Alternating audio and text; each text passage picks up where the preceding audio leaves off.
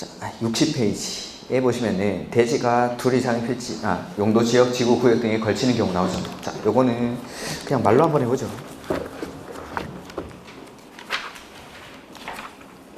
거기 기본서는 132페이지 보면 나와 있죠. 그래서 대지가 둘 이상의 용도, 지역, 지구, 구역 등에 걸쳐 있죠. 그 중에서 가장 작은 부분의 규모가 얼마? 330제곱미터 이하일 때, 그래서 건폐율이나 용적률은 어떻게 합니까? 330제곱미터만 기억하면 안 되고 가장 작은 부분이 330제곱미터 이하일 때 건폐율이나 용적률은 가중평균한다고 했죠.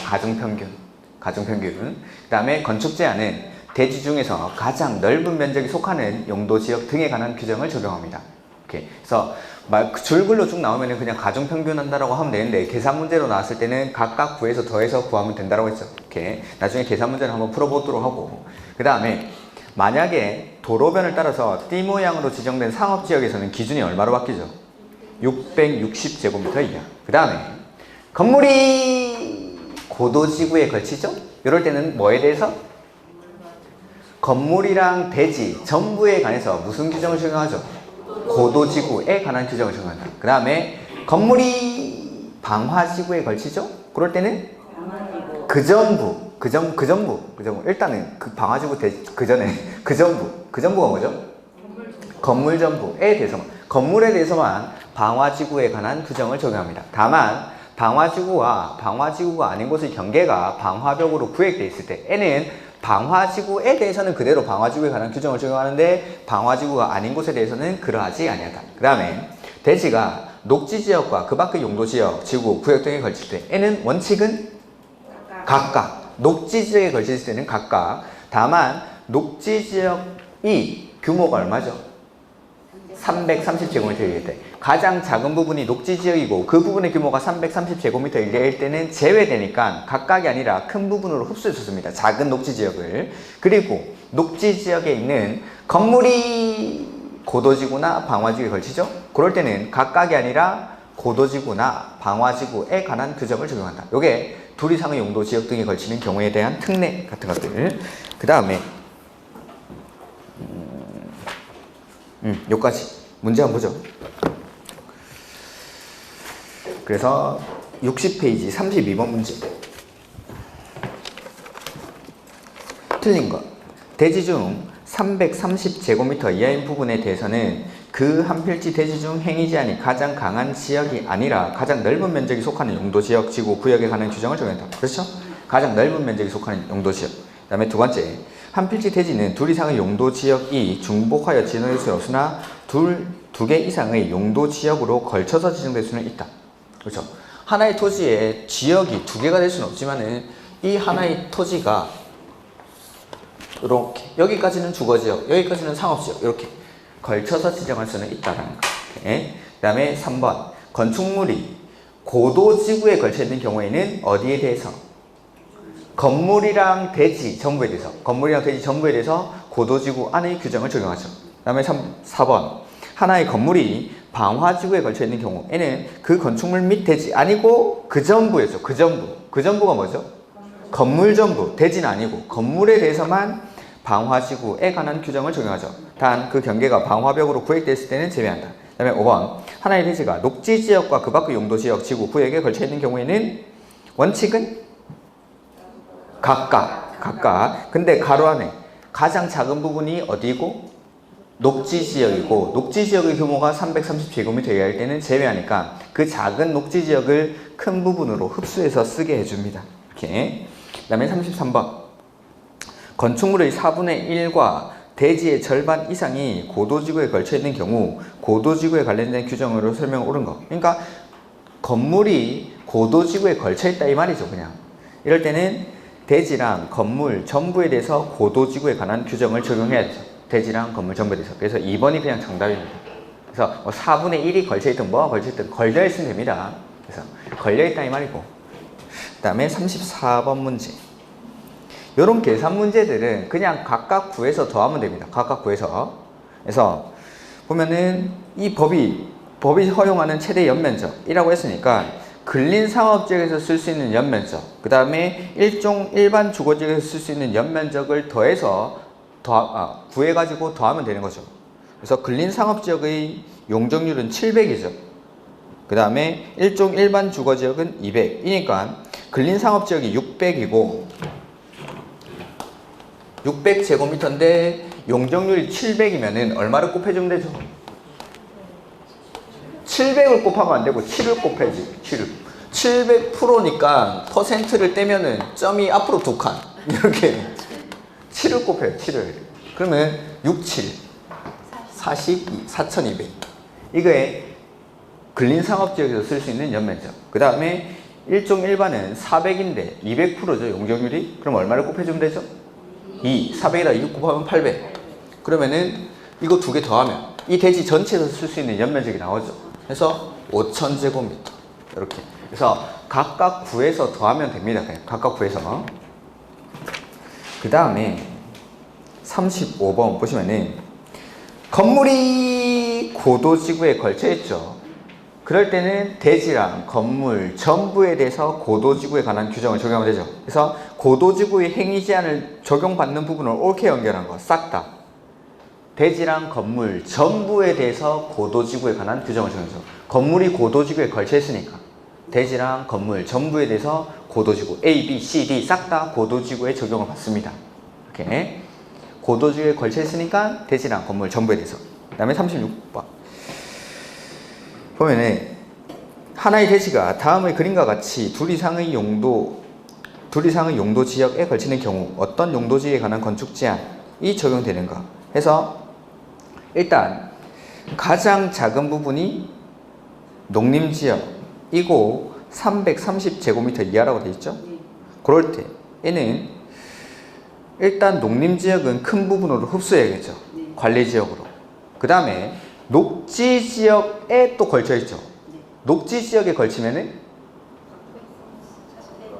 각각, 녹지지역은 각각. 근데 가장 작은 부분이 녹지지역이고 그 부분의 규모가 330제곱미터 이하일 때만 큰 부분으로. 지금은 가장 작은 부분이 녹지지역이 아니고 그 부분의 규모가 330제곱미터 이하도 아니죠. 그러니까 녹지지역은 따로 써야 됩니다. 따로. 녹지지역은 따로 빼서 쓰고 그 다음에 가장 작은 부분인 농림지역이 330제곱미터 이하니까 이 부분의 건축 제한은 큰 부분으로 흡수해서 관리지역에 관한 규정을 적용해야죠. 이렇게 해서 A 부분은 관리지역으로 흡수해서 쓰는 거고 관리지역은 관리지역 그대로 쓰고 녹지지역은 떼서 따로 녹지지역만 따로. 이렇게 조금 어려운 문제이긴 하죠. 이렇게 그 다음에 지구단위 계획이 나오죠. 자, 지구단위 계획. 기본서는 139페이지. 뭐 노트만 보셔도 지장은 없습니다. 지구단위 계획.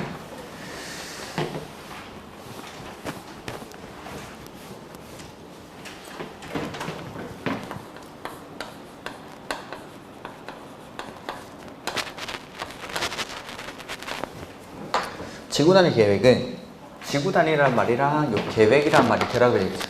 요 계획은 관리 계획을 말합니다. 관리 계획.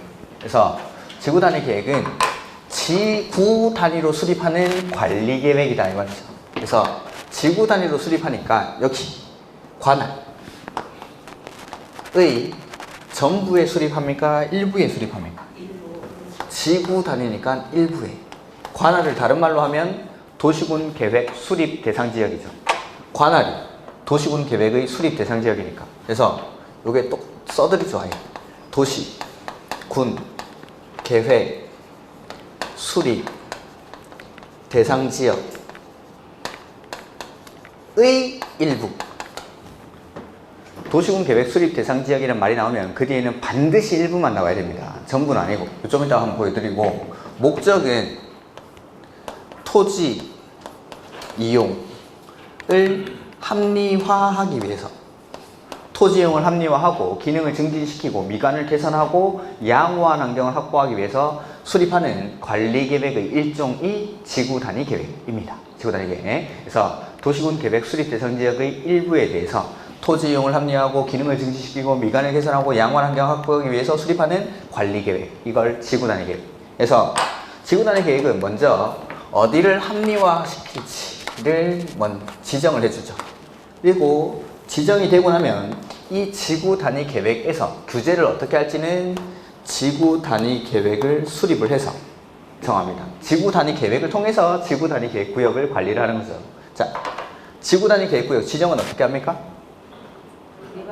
관리 계획으로 지구 단위 계획 수립은 관리 계획, 지정하는 것도 관리 계획으로, 계획 수립도 관리 계획으로. 자, 지정 원칙은 개발이 끝난 곳에 합니까? 개발이 시작되는 곳에 합니까? 개발이 시작되는 곳들의 전부 또는 일부를 지정을 해야 됩니까? 할 수 있습니까? 할 수 있다가 원칙은. 그래서 여기는 전부 또는 일부, 저기는 일부라고 되어 있죠. 요거 마지막으로 다시 한번 해보죠. 지구 단위 계획은 관할, 즉 도시군 계획 수립 대상 지역. 도시군 계획 수립 대상 지역은 특별시, 광역시, 시, 군이 하나의 단위가 되는 거죠. 시군이. 특, 광, 시, 군. 광명시의 입장에서 봤을 때 이 지구 단위 계획구역은 전부에 지정합니까? 일부에 지정합니까? 광명시 입장에서 보면은 무조건 일부에다가 광명시 전부를 지구 단위 계획구역으로 지정할 일은 없죠. 해서 도시군 계획 수립 대상 지역이란 말 뒤에는 무조건 일부만. 근데 이 광명시 안에 여기가 재개발 구역입니다. 개발이 시작이 되겠죠. 그러면 이 재개발 구역 전부를 지구 단위 계획구역으로 지정하면 됩니까? 일부를 지정해도 됩니까?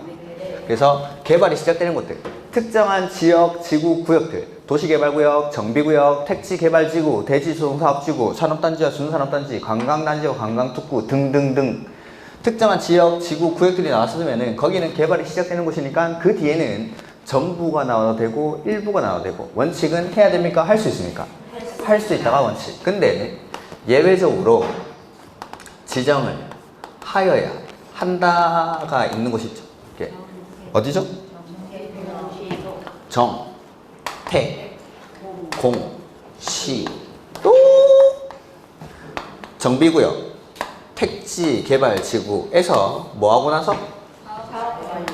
사업이 완료되고 나서 끝난 후 얼마? 10년이 경과한 지역. 다음에 공원 내지는 시가화 조정구역에서 뭐가 되죠?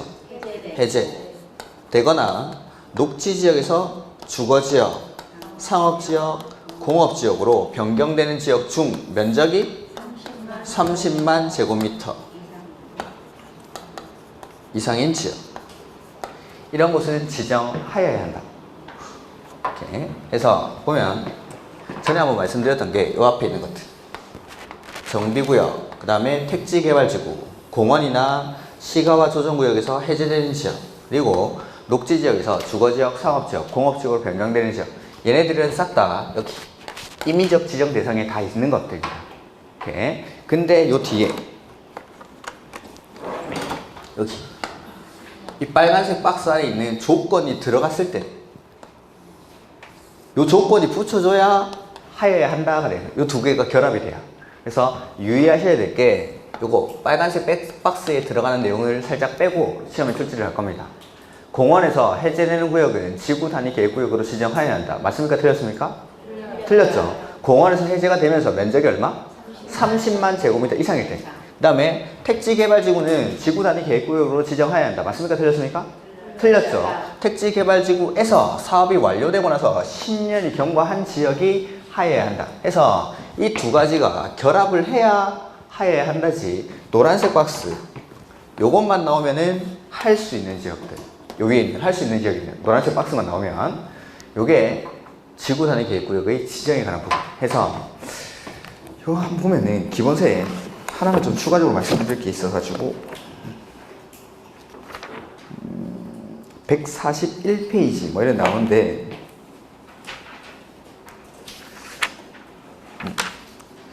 142페이지 2번에 보시면은 체계적, 계획적 개발 또는 관리가 필요한 지역으로서 그 면적이 30만 제곱미터 이상인 지역에서 여기 공원, 시가화 조정구역에서 해제되거나 녹지지역, 주거지역, 상업지역, 공업지역으로 변경되는 지역 중 면적이 30만 제곱미터 이상인 지역이죠. 이거는 혹시나 해서 하는 건데 이런 데 나오면 상당히 어려운 지문인데 그 박스 안에 1번 시가화 조정구역 또는 공원에서 해제되는 지역 중에 면적이 30만 제곱미터 이상이면 지정하여야 한다죠. 그 뒤에 밑줄합니다. 녹지지역으로 지정 또는 존치되거나까지만. 자, 시가와 조정구역이나 공원에서 해제되는 지역이 면적 30만 제곱미터 이상일 때는 지구 단위 계획구역으로 지정을 해야 되는데 여기를 해제를 하면서 녹지지역으로 존치하기로 결정했습니다. 그럴 때는 지정을 안 해도 됩니다. 안 해도. 그러니까 시가와 조정구역이나 공원에서 해제되면서 녹지지역으로 지정하거나 존치하기로 결정했을 때 N은 이거 지구 단위 계획구역으로 지정 안 해도 됩니다. 그 다음에 도시군 계획 사업에 의한 도시군 계획 사업의 시행을 위한 개발 계획이 수립되지 아니한 지역도 지구 단위 계획구역으로 지정 안 해도 됩니다. 이렇게. 이런 것들. 그래서 이런 것들이 나오면 상당히 어려운 문제인데, 그러니까 방금 말씀드렸지만 공원에서 해제되는 구역으로서 면적 30만 제곱미터 이상은 지역이고 이 지역을 녹지지역으로 존치하기로 결정한 경우 N은 지구 단위 계획구역으로 지정하지 않아도 된다, 이런 식으로. 그래서 요거를 그대로 이제 어떻게 쓸지가 정해져 있지 않기 때문에 여기를 난개발이 일어날 수도 있으니까 지구 단위 계획구역으로 지정하라는 건데, 그냥 녹지지역으로 남겨두자 라고 했으니까 여기는 녹지지역이면은 개발이 안 되는 곳이니까 지구 단위 계획구역으로 지정할 필요가 없겠죠. 이런 것들 나온다면 상당히 어려운 문제에 속합니다. 이렇게. 그 다음에 이러한 지구 단위 계획구역은 토지 이용을 합리화하기 위해서 지정을 하는데 도시지역에만 지정하는 거 아니고 비도시지역에도 지정할 수 있죠. 그래서 비도시지역에 지정할 수 있는 곳이 세 군데가 있죠. 계획관리지역, 개발진흥지구, 지정된 용도지구에서의 행위제한 등을 지구 단위 계획으로 대체하기 위한 지역. 일단 제목 3개라도 기억을 하셔야 됩니다. 계획관리지역, 개발진흥지구, 지구 단위 계획으로 대체하기 위한 용도지구. 이런 거. 요 세 군데. 그 다음에 각각의 지정 요건들을 보면은 일단 계획관리지역에 지구 단위 계획구역을 지정할 때 계획관리지역이 차지하는 비중은 50% 이상. 그리고 나머지 용도지역은 그 박스 안에 동그라미 1번 밑줄이 돼 있을 텐데 142페이지 1번의 박스 안에 동그라미 1번에 거기 밑줄이 쭉 돼 있죠? 생산관리나 보정관리. 그래서 계획관리지역은 50% 이상이고 나머지 용도지역은 생산관리나 보정관리지역일 것. 근데 이 지구단위 계획구역이 지정이 되면 개발을 합니까? 안 합니까? 하죠. 개발이 시작되는 곳에 지정을 해서 여기를 합리화하기 위해서 개발하죠. 개발되는데 이 보정관리지역 같은 게 너무 많이 포함이 되면 안 되니까 전체 지구단위 계획구역 면적이 10만 제곱미터 이하일 때는 10% 이하일 때는 20%. 앞에서 헷갈리게 막 이상해. 나도 헷갈리네. 너무 자신 있게 말하니까. 작을 때 전체 지구단위 계획구역 면적이 10만 제곱미터 이하일 때는 20% 이내까지. 근데 10만 제곱미터를 초과할 때는 10% 이내까지. 보전관리지역. 보전관리지역은 개발이 안 되는 곳이니까 조금만 포함이 되면 조금만. 그래서 다시 계획관리지역은 50% 이상이어야 되고 나머지 용도지역은 생산관리나 보전관리지역이어야 하는데 이 보전관리지역은 개발이 되는 곳에 너무 많이 들어가면 안 되니까 전체 지구단위 계획구역 면적이 10만 제곱미터 이하일 때는 20%, 10만 제곱미터를 초과할 때는 10%까지 포함될 수가 있습니다. 그 다음에 계획관리지역에 지구단위 계획구역을 지정할 때 아무런 조건이 안 붙었을 때는 얼마 이상이라고 했죠? 3만. 그래서 143페이지의 그 위에 있는 박스 디귿에 기읍, 니은인 경우를 제외하고는 3만. 그러니까 아무런 조건이 안 붙었을 때 계획관리지역은 3만 제곱미터 이상일 때 지구단위 계획구역을 지정할 수가 있죠. 다만 아파트나 연립주택 건설계획이 포함된 경우에는 30만. 아파트나 연립주택 건설계획이 포함된 경우에는 30만. 그 맨 위에 있던 143페이지 맨 위에. 그 다음에 아파트나 연립주택 건설계획이 포함된 경우로서 첫 번째 수도권의 자연보전 권역이거나 초등학교 용지를 확보해서 교육청이 동의를 얻었을 때는 10만. 일단은 요거 3만, 30만, 10만 해서 일단은 아무 조건에 안 붙으면 3만. 아파트나 연립주택 건설계획이 포함된 경우에는 30만. 아파트나 연립주택 건설계획이 포함된 경우로서 수도권의 자연보전 권역이거나 초등학교 용지가 확보된 경우에는 10만. 요거는 기본적인 거고, 그 다음에 143페이지 맨 위에 30만 이상일 거 그 밑에 A, B 보면은 아파트나 연립주택 건설계획이 포함된 경우에는 일단은 원래는 30만이어야 되죠. 근데 30만이 아니더라도 여기 3개의 지역이 있는데 여기 11만, 여기 12만, 여기 14만 각각이 10만 이상입니다. 그게 A. 각각이 10만 이상이고 이걸 다 합쳤을 때 30만 이상. 인 지역으로서 이 지역들이 국정이 정하는 일정한 거리 안에 위치할 때 N은 여기를 묶어서 지구 단위 계획구역으로 지정할 수가 있다라는 게 맨 위에 있는 A, B에 관한 내용이죠. 이렇게. 그 다음에 니은은 10만인 거. 그 다음에 맨 밑에 동그라미 4번 보시면은 기반시설이 공급이 가능해야 되고 5번에 자연환경, 경관, 미관 등을 해치지 아니하고 문화재, 훼손 우려가 없을 것. 이것들이 계획관리지역의 지구단위 계획구역을 지정하기 위한 요건. 다시 해보죠. 계획관리지역이 얼마 이상이죠? 비중이 50% 이상이고 나머지는 생산관리나 보전관리. 근데 보전관리는 너무 많이 들어가면 안 되니까 전체 지구단위 계획구역 면적이 10만 제곱미터 이하일 때는 20% 이내까지, 10만 제곱미터를 초과할 때는 10%까지. 그 다음에 면적은 일단은 얼마 이상이면 되죠? 3만 이상이면 되는데 아파트나 연립주택 건설계획이 포함된 경우에는 30만. 아파트나 연립주택 건설계획이 포함된 경우로서 수도권의 자연 보전 권역이거나 초등학교 용지가 확보되어 있을 때는 10만. 이렇게. 그 다음에 기반시설이 공급이 가능해야 되고 문화재 훼손 우려가 없을 것. 이것들이 계획관리지역의 지구단위 계획구역을 지정하기 위한 요건. 두 번째는 개발진흥지구죠.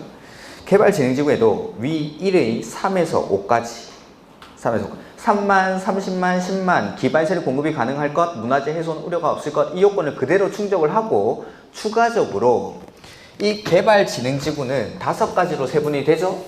어떻게? 주, 산, 관, 보, 특 이렇게 주거, 산림통, 관광, 휴양, 복합, 특정 이러한 개발진흥지구마다 지정될 수 있는 지역이 좀 다릅니다. 해서 주거는 어디? 계획관리. 그 다음에 산업유통은 계획관리, 생산관리, 농림. 계속 읽지만 마시고 외우셔야 됩니다. 자, 관광휴양은 도시외. 그 다음에 복합이라는 거는 주거, 산업유통, 관광휴양 중에 둘 이상을 결합해서 개발할 필요가 있는 지구죠.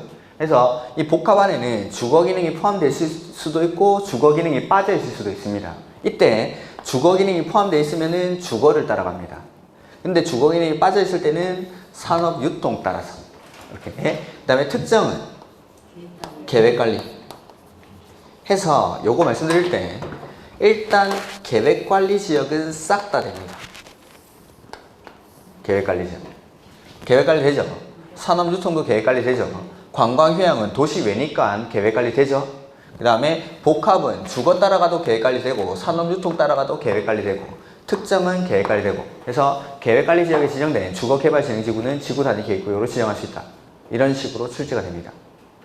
계획관리 지역에 지정된 관광휴양개발진흥지구는 지구단위 계획구역으로 지정할 수 있다. 이렇게 어떠한 지역에 지정된 무슨 개발진흥지구는 지구단위 계획구역으로 지정할 수 있다. 이런 식으로 해서 앞에 있는 지역이랑 뒤에 있는 지구, 개발진흥지구를 보시고 이 연결이 맞는지 해서 요 산업, 유통개발진흥지구, 요 산업을 1차 산업으로 생각하세요. 1차 산업으로. 1차 산업이 농사 짓는 거니까 농림지역. 그 다음에 농림지역에 비슷하게 쓰는 게 뭐죠? 생산관리지역. 농림지역에 준해서 관리할 필요가 있지만 주변의 용도지역과의 관계 등을 고려할 때 너마저 농림지역이 되면 안 되겠다. 이런 데가 생산관리지역. 그런데 그래서 1차 산업 유통할 때 이게 1차 산업이니까 농림지역 1차 산업이 꼭 1차 산업이라는 게 아닙니다. 그냥 이렇게 생각하자라는 거죠.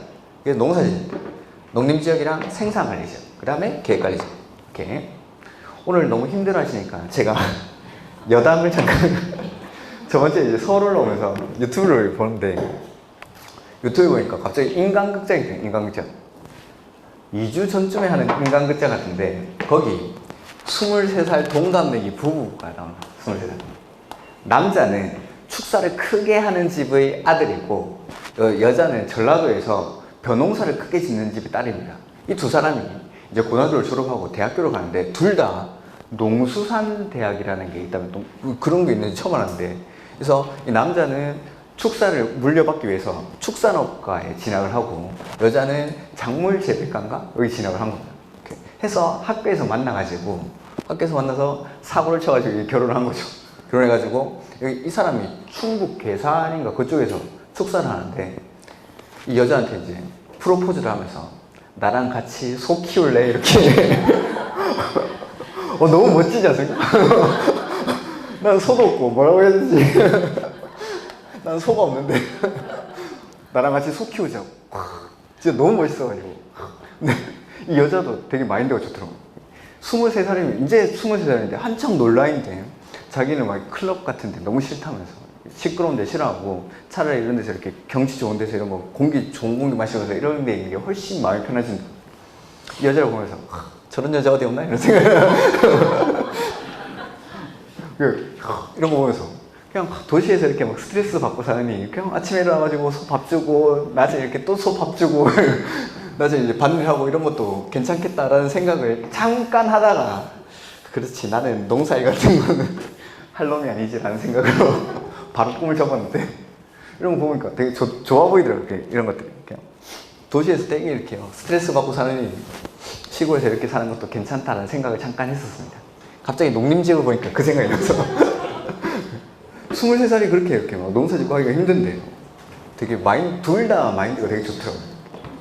아무튼 그게 인간 극장이었어요. 이거 아무튼 우리는 그게 중요한 게 아니라 이걸 외워야 됩니다.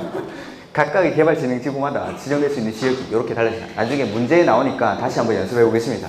이렇게. 그 다음에 세 번째, 이것도 놓치면 안 됩니다. 세 번째, 지정된 용도지구에서의 행위 제한 등을 지구 단위 계획으로 대체하기 위한 지역. 이렇게 크게는 세 군데, 계획관리지역, 개발진흥지구, 그 다음에 지정된 용도지구에서의 행위 제한 등을 지구 단위 계획으로 대체하기 위한 지역. 이런 데, 이 세 군데에다가 지구 단위 계획구역을 지정할 수 있다라는 거. 그 다음에 이렇게 지구 단위 계획구역을 지정하고 나면 지구 단위 계획을 수립을 해야겠죠.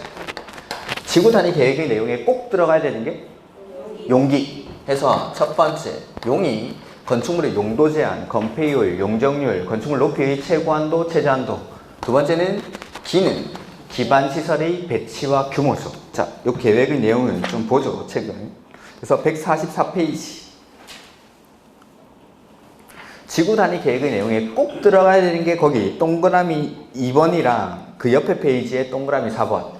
용이라고 했던 게 동그라미 4번에 나오는 건축물의 용도 제한, 건폐율, 용적률, 건축물 높이의 최고한도, 최저한도. 그 다음에 기가 그 144페이지 동그라미 2번에 나오는 기반 시설의 배치와 규모. 이 두 가지는 지구 단위 계획에 포함될 수 있습니까? 포함되어야 합니까? 되어야 한다. 포함되어야 한다. 이렇게. 그 다음에 나머지는 포함될 수 있는 사항 해서 나머지 내용도 꼭 기억하셔야 됩니다. 지구 단위 계획의 내용은 시험에 자주 출제가 되니까. 동그라미 1번. 용도 지역이나 용도 지구를 대통령령이 정하는 범위 안에서 세분하거나 변경하는 것. 세분하거나 변경하는 것. 그래서 지구 단위 계획을 통해서 대통령령으로 정하는 범위 안에서 용도 지역이나 용도 지구를 세분할 수도 있고 변경할 수도 있습니다. 근데 이 변경하는 거는 주거지역은 주거지역 안에서 바뀌고 상업지역은 상업지역 안에서 바뀌어야지 이 주거지역이 상업지역으로 바뀌고 상업지역이 공업지역으로 바뀌고 이건 안 됩니다.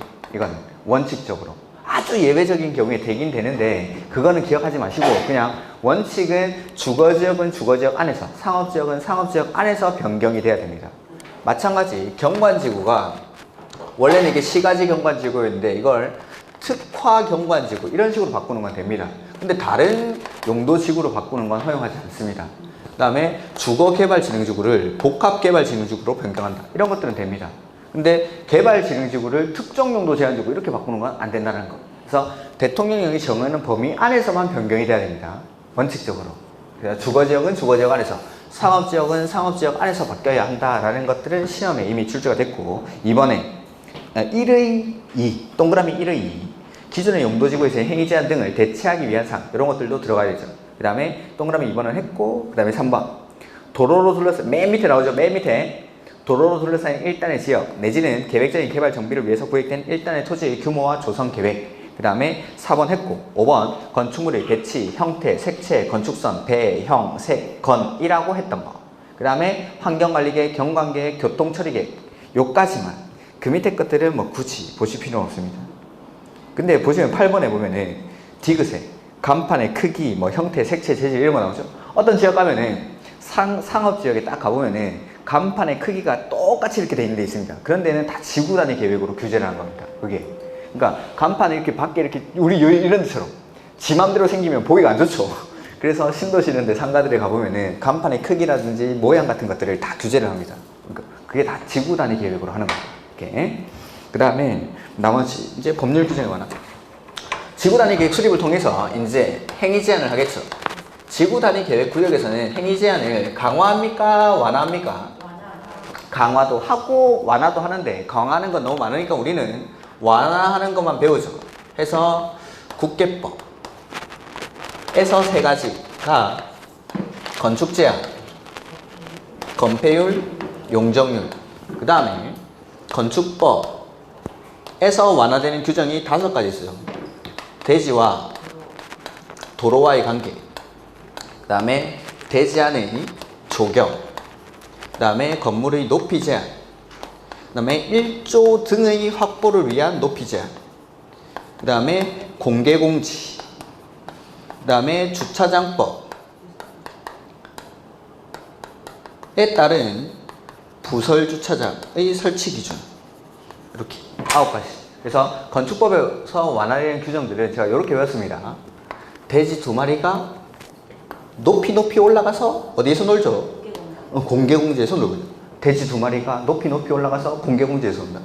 돼지와 도로와의 관계, 돼지 안의 조경, 높이 제한, 일조 등의 확보를 위한 높이 제한, 공개공지.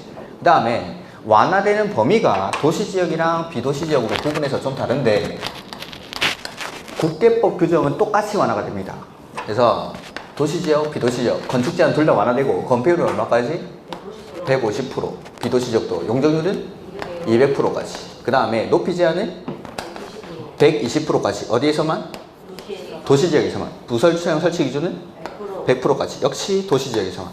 그 다음에 부설주차장을 설치하는 기준을 완화하는 거는 요거 한옥마을 조성하거나 차 없는 거리를 조성하거나 차량 진입 금지 구간을 설정할 때, 이럴 때는 100%까지 주차장 설치 기준을 완화할 수 있죠. 그 다음에 지구 단위 계획구역 지정하고 나서 계획은 얼마 안에 만들어야 되죠? 3년. 그래서 지정에 관한 관리계획 결정 고시로부터 3년 내에 계획에 관한 관리계획이 결정 고시되지 아니하면 3년이 되는 날의 다음 날에 요거 지정에 관한 관리계획 결정의 효력을 상실하죠. 그 다음에 계획 만들어지고 나서 사업의 착수는 얼마 안에? 5년 안에. 안 하면은 5년이 되는 날의 다음 날에 요거 계획에 관한 관리계획 결정 효력이 상실됩니다. 단, 요 계획은 주민이 입안 제한한 것에 한해서만. 그 다음에 지구 단위 계획구역에서 건물의 건축 내지는 공작물의 설치, 용도 변경을 하려고 할 때는 뭐에 맞게 해야 되죠? 지구 단위 계획에 맞게. 지구 단위 계획구역 안에서 건물의 건축 등을 할 때는 계획에 맞게 합니다. 지구 단위 계획에 맞게. 문제 보죠.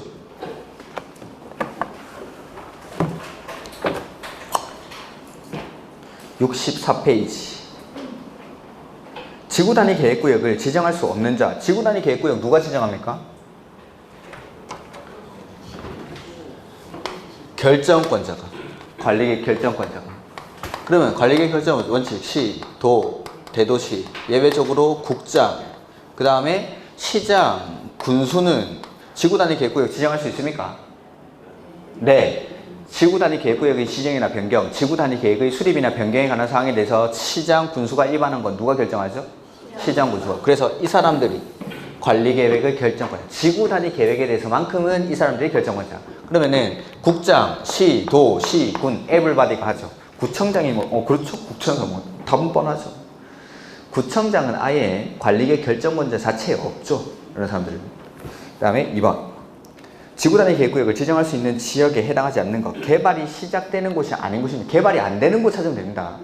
개발이 안 되는 곳. 그래서 산업단지, 공장 들을 거고, 대지조선 지고 아파트 지을 거고, 개발 제한 구역은 개발이 안 되지만 해제되니까 개발이 될 거고, 관광, 특구, 호텔, 카지노 들어올 텐데 녹지지역은 개발이 안 되는 곳이죠.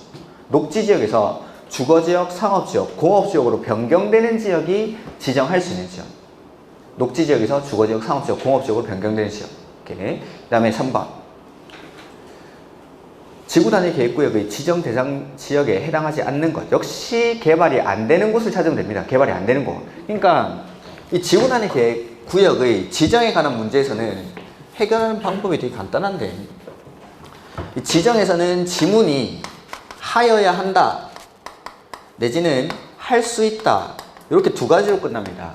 그러면 할 수 있다 앞에는 이게 개발이 되는 곳인지 안 되는 곳인지 그것만 판단하시면 됩니다. 그러니까 아까 같이 녹지지역은 개발이 안 되는 곳이죠. 그래서 녹지지역에서 주거지역, 상업지역, 공업지역으로 변경되는 지역이 할 수 있는 지역. 개발 제한 구역은 개발이 안 되는 곳이죠. 그러니까 개발 제한 구역에서 해제돼야 할 수 있는 지역.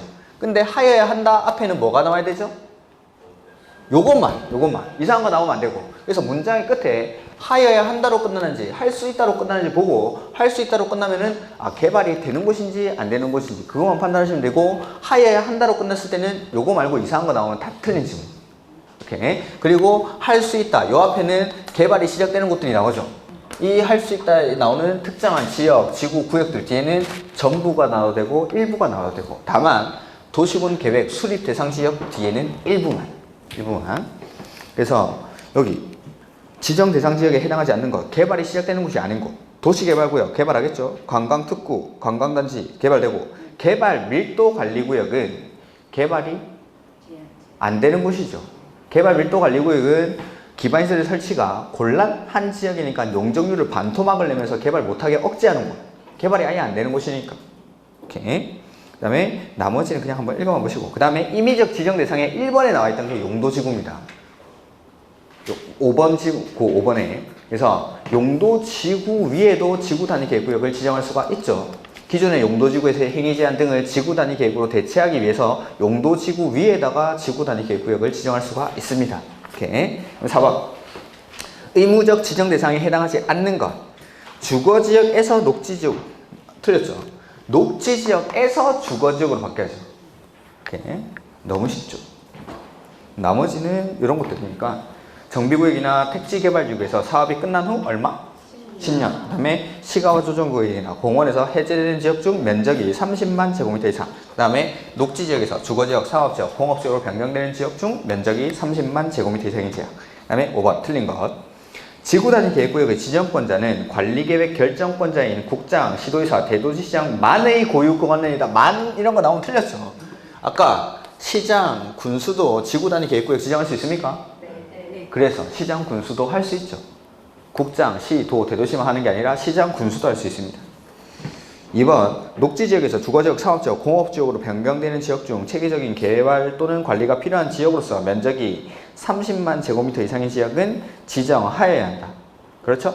하여야 한다로 끝났으니까 앞에 정택, 공시, 녹인지만 확인하시면 되겠죠. 그 다음에 3번 용도지구를 폐지하고 그 용도지구에서의 행위제한 등을 지구단위 계획으로 대체하려는 지역은 도시지역 외 지역에서 지구단위 계획구역으로 지정이 가능하다. 그래서 비도시 지역에 지구단위 계획구역 지정할 수 있는 곳 세 번째 거. 요거 제목만 알아도 풀 수 있습니다. 문제를. 4번 개발제한구역, 도시자연보호구역, 시가와 조정구역 또는 공원에는 지정할 수 없으나, 맞죠? 개발이 안 되는 곳이니까. 근데 여기서 해제가 되면은 할 수가 있죠. 개발이 안 되는 곳에서 해제가 되니까 개발이 시작될 테고 지정할 수가 있다. 5번 계획관리지역과 도시지역 이외의 지역에 지정된 개발진흥지구를 개발하고자 하는 경우에는 지구단위 계획구역으로 지정할 수 있다. 그렇죠?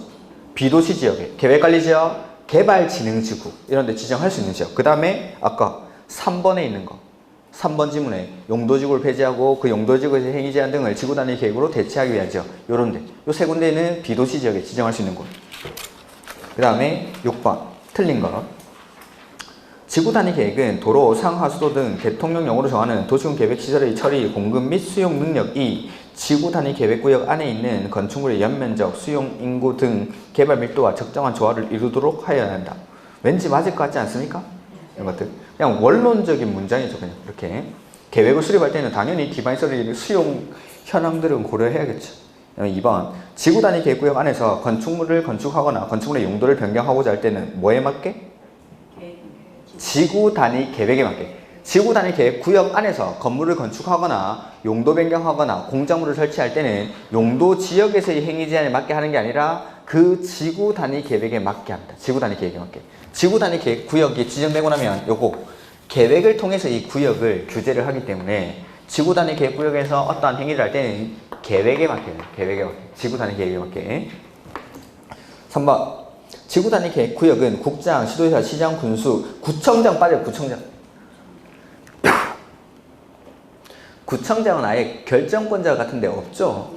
건축법 같은 데 가야 허가권자가 시장, 군수, 구청장 이렇게 나오는 거지. 정비법에는 시장, 군수 등에는 이제 구청장에 포함이 되는데, 앞쪽에 국계법에는 특, 광, 시, 군으로 할 때, 특별시, 광역시, 시, 군 단위로 할 때는 특별시에서는 서울시장이 하는데 구청장, 강남구청장이 내가 할게 이러면 안 되겠죠. 서울시는 서울시 단위로 하는데 구청장은 권한이 없습니다. 그러니까 특광시 군할 때 그 군은 광역시에 있는 군은 제외합니다. 그 특광시 군에서 광역시에 있는 군은 광역시에서 하니까 군은 광역시에 있는 군을 제외하고 그 다음에 특광시 군 이렇게 되니까 구청장은 나오면 안 되죠. 특별시나 광역시에서는 구청장이 하는 게 아니라 특별시나 광역시장이 하니까 이렇게. 그 다음에 4번 지구단 기준은 누가 정하죠? 국장. 지구단위 계획구역 내에서는 건폐율과 용적률 등이 완화 적용될 수? 완화할 수 있죠. 건폐율이나 용적률. 그 다음에 7번 반드시 포함되어야 되는 거. 용기 찾으면 되죠. 용기. 기는 니은에 기반시설을 배치할 규모 나와있죠? 그 다음에 용은 니을에 용도 제한, 건축물의 건폐율, 용적률, 높이, 채관도, 제한도 이 두 가지. 꼭 들어가야 되는 건 두 가지. 기반시설의 배치와 규모랑 건축물의 용도 제한, 건폐율, 용적률, 건축물 높이, 채관도, 제한도. 나머지 내용들도 꼭 기억을 하셔야 됩니다. 지구단위 계획의 내용은. 그 다음에 8번. 이거 나왔죠? 지웠구나. 다시 한번 써보죠. 개발진흥지구, 각각의 개발진흥지구마다 지정될 수 있는 지역이 다르죠. 그래서 보면은 주거, 산업유통, 관광휴양, 복합, 특정 해서 주거는 어디? 계획관리. 아마 노트에는 제가 이렇게 써놨을 거면 이렇게 계획관리. 산은 계획관리, 생산관리, 농림, 관광휴양은 도시 외, 복합은 주거 포함되어 있으면 주거 따라서, 주거 없으면 산업유통 따라서, 특정은 계획관리. 그래서 일단은 계획관리는 다 됩니다. 주거, 계획관리는 다 되니까 됐고, 2번 계획관리 다 되니까 됐고, 3번 계획관리 다 되니까 됐고, 4번 복합인데 주거 기능이 포함되지 않았을 때는 산업유통이랑 같이 가죠. 산업유통이랑. 그러면 계획관리, 생산관리, 농림, 보전관리는 아예 지역이 없죠. 그 다음에 관광휴양은 도시 외 지역이면 다 되죠. 이렇게. 그래서 계획관리는 일단 다 되고 각각의 개발진흥지구마다 지정될 수 있는 지역이 좀 다른데 계획관리는 일단 무조건 됩니다.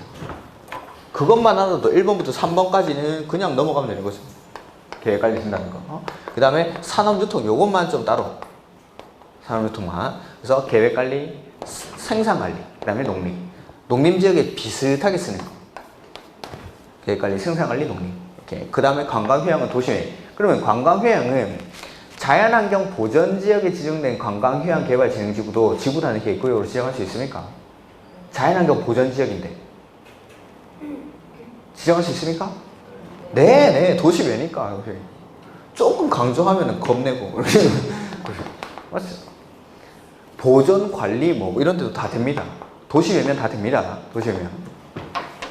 그 다음에 9번 완화되는 규정에 해당하지 않는 거. 여기에 완화되는 규정이죠. 여기 해당하지 않는 거 찾으면 되죠. 그래서 돼지 2마리가 높이 올라가서 공개공지에서 논다 있고, 대지의 분할 제한 면적 기준, 이거는 완화되는 규정이 아니죠. 대지와 도로와의 관계, 대지 안의 조경 이런 것들이 완화가 되지 분할 제한 면적이 완화되지는 않습니다. 이렇게. 그래서 1번이 틀렸고, 대지와 도로와의 관계 맞고, 건축 제한 완화가 되고, 부설 주차장 설치 기준 완화가 되고, 높이 제한 완화가 되죠. 이렇게. 그 다음에 10번. 계획관리 지역에 지구단위 계획구역을 지정하려고 할 때 아파트나 연립주택 건설 계획이 포함되면 30만. 그래서 기획은 30만이죠.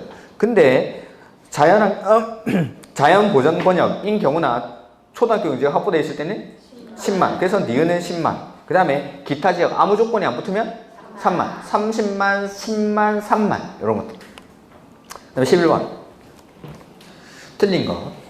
도시지역 내 주거, 상업, 업무 등의 기능을 결합하는 등 복합적인 토지 이용을 증진시킬 필요가 있는 지역으로서 대통령령으로 정하는 요건에 해당하는 지역은 지구단위 계획구역으로 지정할 수 있다. 네, 뭐 그냥 이렇게. 그 다음에 2번 건축물의 배치, 형태, 색채 또는 건축선에 관한 계획은 반드시 포함되어야 한다. 지구단위 계획에 꼭 들어가야 되는 건 용기만.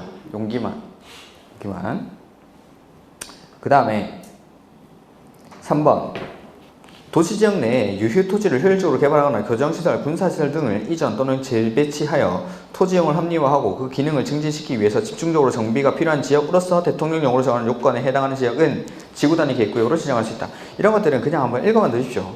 4번 주차장 설치 기준은 얼마까지? 100%까지 해서 한옥마을을 보존하거나 차 없는 거리를 조성하거나 내지는 차량 진입 금지 구간을 설정할 때 그때는 주차장 설치 기준을 100%까지 완화할 수 있습니다. 그 다음에 도시적 외의 지역에 지구단위 계획구역이 지정된 경우 당해 용도지역 또는 개발지능지구에 적용되는 건폐율은 얼마까지? 150%까지 용적률은 200%까지 완화해 적용할 수 있다. 이게 어려운 문제가 지구단위 계획은 문제가 너무 쉽게 나왔네. 조금만 더 해보죠. 이건 책을 보면서 몇 가지 더 말씀드리겠습니다. 이렇게만 하면 안 되는데 문제가 너무 쉬운 것만 나와가지고 일단은 거기 하나 봐야 되는 게 146페이지 기본서에 자 내가 지구단위 계획구역에서 개발행위를 하는데 개발행위를 하면서 공공시설 부지 같은 것들을 기부 체납을 합니다. 그러면 내가 적용받는 건폐율, 용적률, 높이를 완화받을 수 있습니다. 요거 우리 기출문제 풀 때 한번 풀었을 겁니다.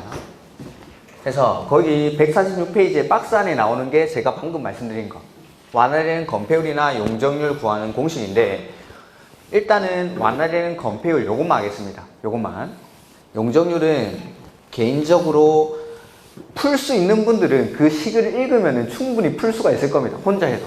근데 풀 수가 없는 분들은 제가 설명을 해도 못 풀고 읽어도 못 풉니다.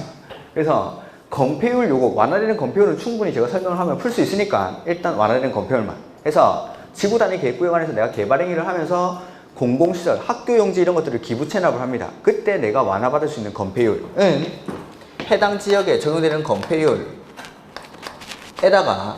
곱하기 1 더하기 대지면적 분의